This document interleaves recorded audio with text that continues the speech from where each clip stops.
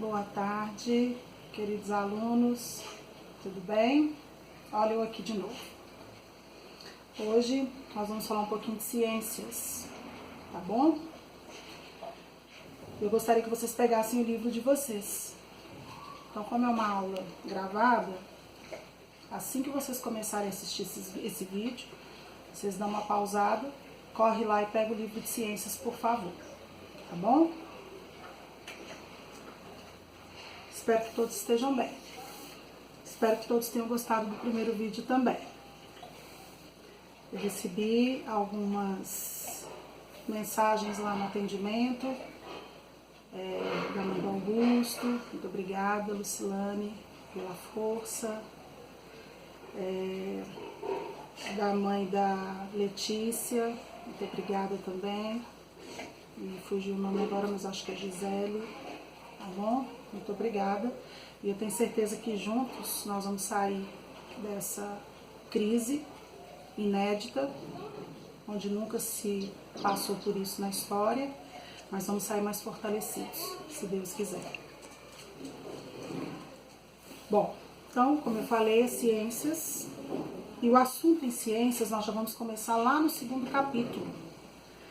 E é um assunto que tem muito a ver com a nossa realidade, com esse momento que a gente está vivendo agora. Nós vamos falar um pouquinho sobre os micro-organismos além do que vemos. Quando a gente fala em micro-organismos, a gente já associa esse nome à doença. Alguma bactéria, algum vírus que seja ruim para a nossa saúde, né? Mas nós vamos ver aqui, ao longo do capítulo, que sim, tem os vírus ruins, mas também tem os vírus que nos ajudam, né? Pode até assim parecer nossa, tia Paula tá falando que o vírus ajuda a gente? Sim, tem alguns vírus que nos ajudam, eles nos ajudam na alimentação, na indústria, no combustível. Nós vamos ver isso aqui daqui a pouquinho, tá bom? Mas eu acho que antes da gente começar aqui no livro, nós estamos passando por um momento onde o vilão dessa história toda é o coronavírus, é o Covid-19, é um vírus, ele é invisível. Por isso que nós estamos tendo que ter esse cuidado todo, ficarmos isolados, parar as nossas rotinas, porque ele se transmite muito rápido, né? Por isso o uso de máscaras, porque ao espirrar, saem muitas gotículas. Ao falar, também saem gotículas. E quando você está com a máscara, você se protege e protege o outro, né? Nós vamos falar também que o vírus ele é importante na fabricação da vacina.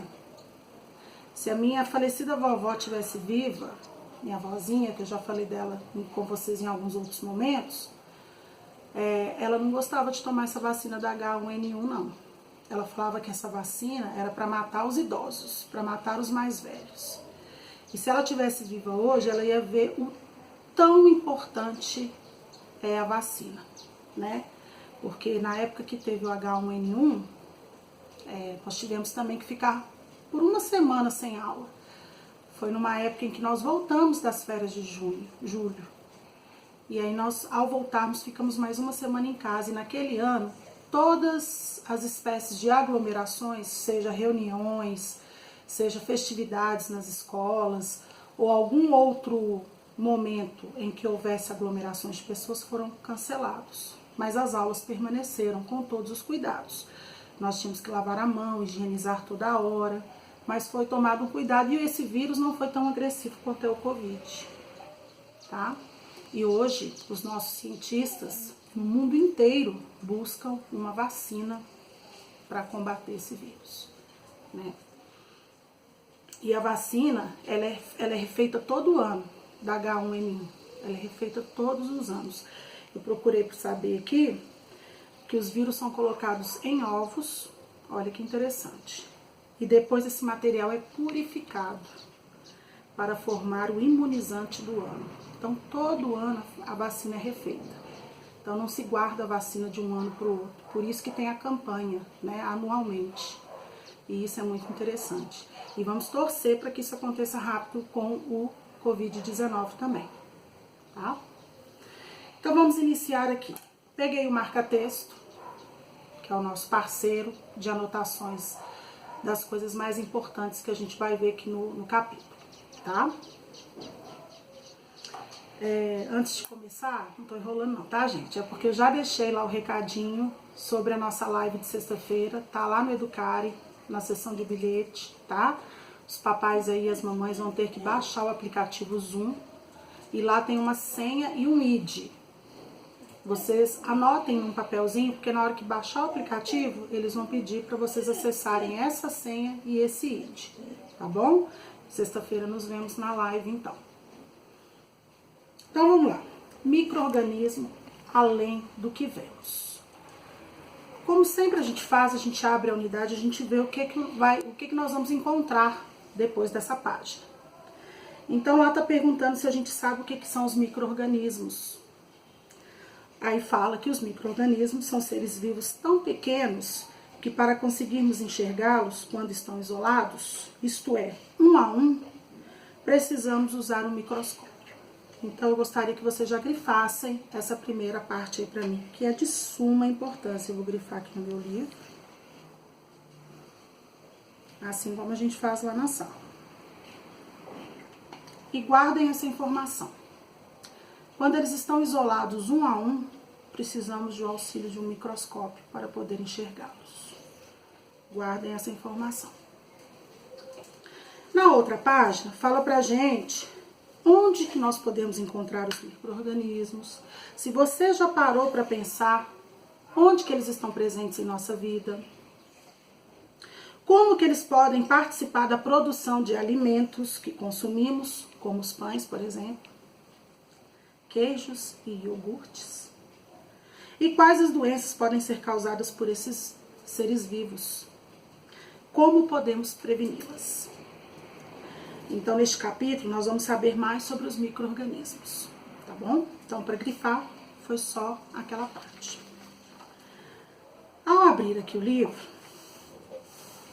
a gente começa, então, a percorrer um pouquinho esse mundo aqui, esse mundo dos micro-organismos.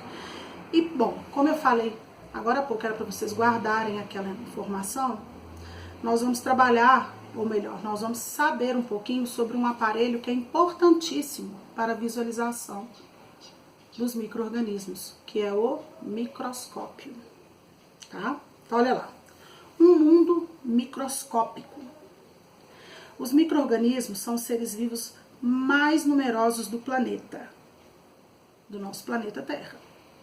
Eles podem ser encontrados em praticamente qualquer lugar, no solo, na água, na vegetação, no corpo humano e no corpo de outros animais. Então, nós vamos grifar esse primeiro parágrafo aí, que ele é importante também, tá? Então,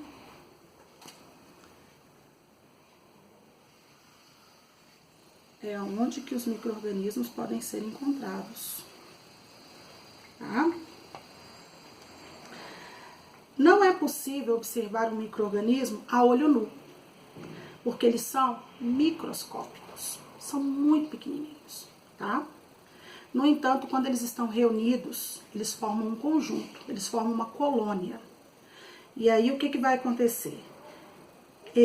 Aí sim, a gente consegue vê-los sem o auxílio do microscópio. Quando eles estão reunidos, agrupados, formando uma colônia, aí a gente consegue enxergá-los, visualizá-los. Mas como, professora? Dá um exemplo. O mofo, por exemplo. O mofo são vários vírus, bactérias ali naquele local. A gente consegue perceber que eles estão ali porque eles se acumularam e aí começa a ficar abolorado, aquele aspecto mofado, escuro. Vocês já perceberam isso? Em pão, por exemplo? Pão é muito fácil da gente observar isso, tá? Aí eu tenho 3 imagens, A, B e C, estão aumentadas, tá? Com o auxílio do microscópio, que é um instrumento que a gente usa para poder visualizar eles, os vírus, quando eles estão o quê? Separados. Então, aqui, ó, na letra B, eu gostaria que vocês fizessem uma setinha aqui, ó. Igual eu fiz. Tá vendo? Porque aqui na letra B, Tá mostrando o fungo, que é o Rhizopus sp, que causa o mofo de alimentos. Porque esse aqui é o mofo, é o vírus que a gente consegue ver mais, tá? É o fungo que a gente consegue ver mais, visualizar mais no nosso dia a dia. Abaixo aqui, então, nós temos as bactérias e os fungos, que são microscópicos, são exemplos de micro-organismos. Você já estudou que esses seres vivos são decompositores. Lembra dessa palavra? Onde que nós ouvimos essa palavra decompositores? Foi no outro capítulo, né? Lá na cadeias alimentares, lembram? Em cadeias alimentares. O que vem a ser os decompositores? Alguém lembra? São os fungos e as bactérias que recebem energia de quem, gente? De quem que eles vão receber energia? Dos produtores e dos consumidores. Lembram? A cadeia, produtor, consumidor primário, secundário, e abaixo havia os decompositores? Pois é, olha eles aqui de novo. Então, eles são decompositores e o equilíbrio dos ecossistemas depende da sua presença. A gente viu isso lá na cadeia, né? Que eles estavam ali para dar um equilíbrio no ecossistema. Então aí tem aqui, ó, os micro-organismos vivem em quase todos os ambientes da Terra, na água, no solo, na superfície e no interior dos seres vivos e em outros locais.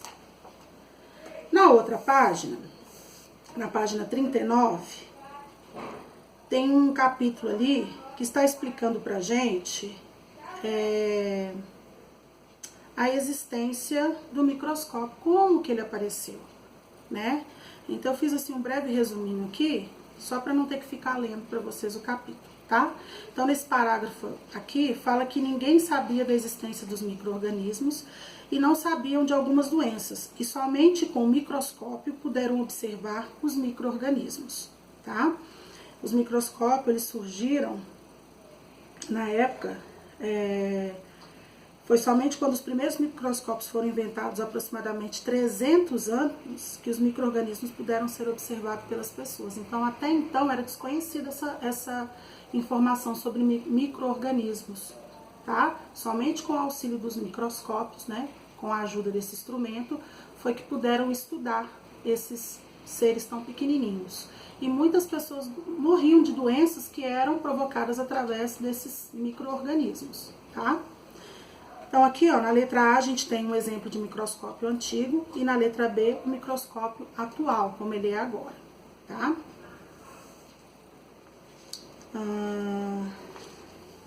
Na página 40, a gente vai falar um pouquinho sobre os micro-organismos de uso humano, ou seja, como que esses micro-organismos podem nos ajudar, no que eles nos beneficiam. Então, olha lá. Um exemplo é o conjunto de micro-organismos chamado de biota normal do corpo humano. O que vem a ser a biota? A biota é um conjunto de micro-organismos, tá? Quando pensamos em micro-organismos e saúde, é comum associarmos esses pequenos seres a doenças. Foi o que eu expliquei lá no comecinho do nosso vídeo, né? Que quando a gente fala em micro-organismo, a gente pensa assim, nossa, doença, alguma coisa ruim. No entanto, no corpo humano, há muitos tipos de fungos, bactérias e outros micro-organismos que vivem lá sem nos fazerem mal e que fazem parte da biota normal. E é sobre eles que a gente vai falar um pouquinho agora. Eu gostaria que vocês, então, grifassem o segundo parágrafo da página 40 aqui, ó. Vou grifar, para vocês poderem também grifar aí na casa de vocês. Tá bom?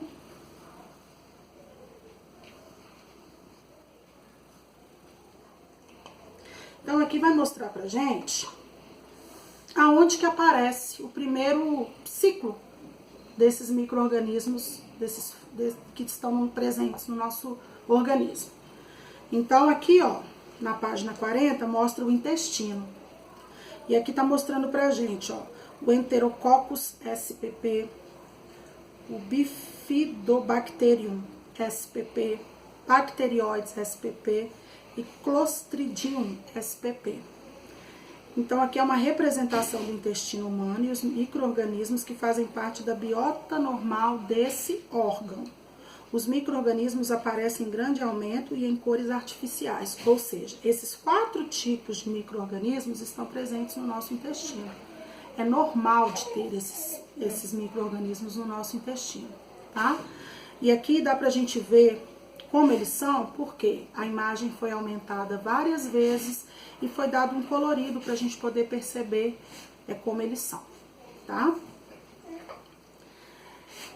Na página 41, tá falando o seguinte, você sabia que os micro-organismos também podem ser usados na indústria? Então, a gente já viu que eles estão presentes no nosso corpo, no caso aqui no intestino, né? E agora a gente vai ver que eles também são usados na indústria. Alguns micro-organismos são usados em indústrias de medicamentos, de alimentos e até de combustíveis. Então, lá na página 41, eu gostaria que vocês grifassem para mim o segundo parágrafo também. Eu vou grifar aqui e vocês grifam aí.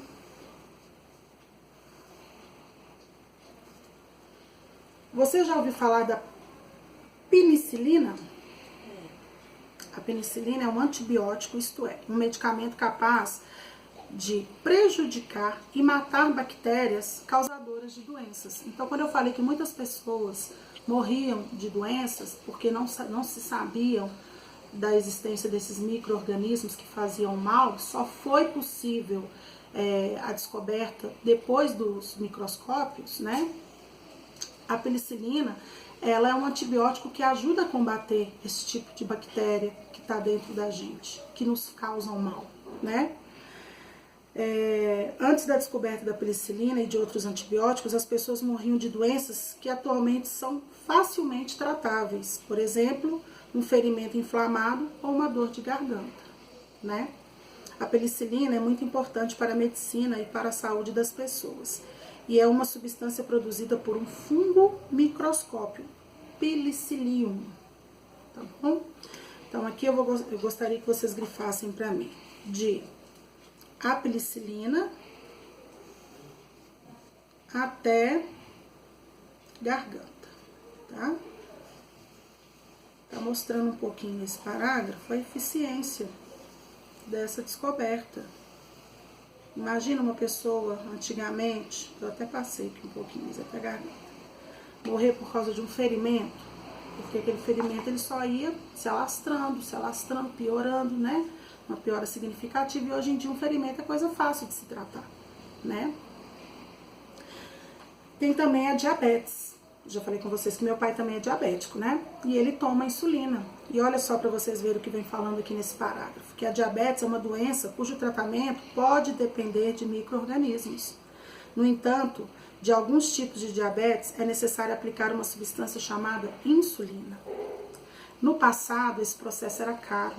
Muitas pessoas não tinham condições de comprar insulina, porque elas eram retiradas diretamente de porcos e de bovinos, tá? Aí o que acontece? E era um processo bem lento, além de ser caro. Essa substância atualmente ela é produzida em grande quantidade em laboratório, olha que maravilha, né? E é produzida em laboratório por bactérias, olha que interessante. Barateando a produção e facilitando o acesso das pessoas a esse medicamento. Então hoje, quando meu pai precisa de insulina, por exemplo, em qualquer farmácia ele encontra, tá? Então isso aí é um progresso que a ciência teve, né? Melhorando a saúde das pessoas, isso é muito importante. Então, no primeiro, segundo, terceiro, no quarto parágrafo, grifem para mim de a diabetes até insulina, tá? A insulina, então, ela é também um recurso feito através de bactérias, tá bom? Lá na página 42, vem falando pra gente um pouquinho sobre esses micro-organismos na indústria de alimentação. Por exemplo, no pão, leite, iogurtes, fermento e no combustível, tá? Então aqui, ó, lá na página 42 fala pra gente que na indústria de alimentos também são utilizados vários tipos de micro-organismos, por exemplo, na produção de pão e derivados do leite, tais como iogurtes e queijos, certo? Então isso aí vocês também podem grifar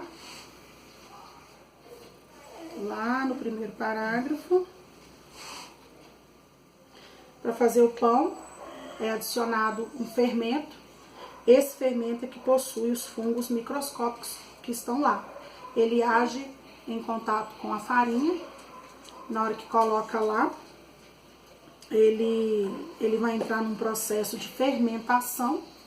E aí ele vai fazer com que aquela massa cresça, tá? Mas ali é os fungos agindo ali, tá bom? Na hora de fazer a massa do pão. E aí ela fica fofinha também, tá bom? Já os queijos, iogurtes, palhadas e leites fermentados são produzidos com auxílio das bactérias chamadas lácticas. Quem já tomou Yakult? Yakult não é um leite fermentado? Ele tem lactobacilos vivos, né? Então, são também esses lactobacilos que ajudam a nossa flora intestinal, ajudam o nosso organismo. Olha que interessante, né? Elas se desenvolvem no leite e fazem com que ele não azede. Ao fazerem isso, elas dão aos produtos do leite azedado um sabor típico que impedem que outros tipos de micro-organismos decomponham o produto e o estraguem, tá? Então, aqui vocês podem grifar esse parágrafo todo para mim, até estrague, tá bom? E, finalizando aqui, nós temos o etanol, que é o álcool, né? Quando os pais de vocês vão no posto de gasolina, o frentista pergunta, é álcool ou gasolina? Quando o pai fala álcool, a mãe fala álcool, nós estamos falando do etanol. E como que o etanol ele é produzido? Com a cana de açúcar, tá? E é um material sobre o qual os fungos microscópicos irão agir, tá? Então, olha para vocês verem, até no combustível os fungos estão agindo ao nosso favor, né? Então, aqui na página 43, eu gostaria que vocês grifassem lá de outro até agir, tá? Que aqui tá mostrando a utilidade do fungo aqui no combustível, no etanol. Bom, meus queridos, espero que vocês estejam entendendo, né? Vocês viram que o assunto não é difícil. Deem uma lida depois com mais calma, tá? Que eu fui só enfatizando as partes mais importantes. E para poder fecharmos isso aí, tem um Aprendendo Mais, que está na página 43. Eu gostaria que vocês lessem para mim, que é um texto informativo, tá? Ele tá falando um pouquinho sobre a penicilina aqui. E aí tem a questão 1 e 2, que está lá na página 44. E tem um Experimentando também. Olha que legal, que está na página 44 também e termina na página 45. Esse Experimentando, vocês vão fazer para mim um experimento no qual nós vamos poder ver a formação de uma colônia de fungos, ou seja, vamos poder ver os fungos a olho nu, sem o auxílio do microscópio, tá bom? O que vocês vão fazer para mim? Vocês vão seguir o roteirinho que está aqui na página 44, né? O como fazer, que está na 45, responder a questão 1, 2 e 3 para mim. Para fazer esse experimento, eu vou precisar de 5 dias para analisar.